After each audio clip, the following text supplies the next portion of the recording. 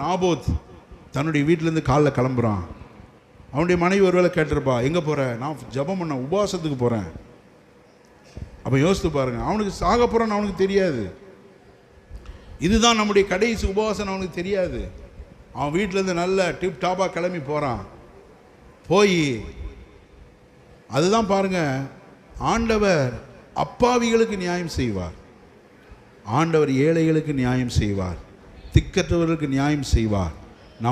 நம்முடைய கரங்கள் திக்கற்றவர்களை ஒடுக்கினால் நம்மிலும் பலத்த கரம் நம்மை அவர்களை விடுதலை ஆக்கும். ஹல்லேலூயா.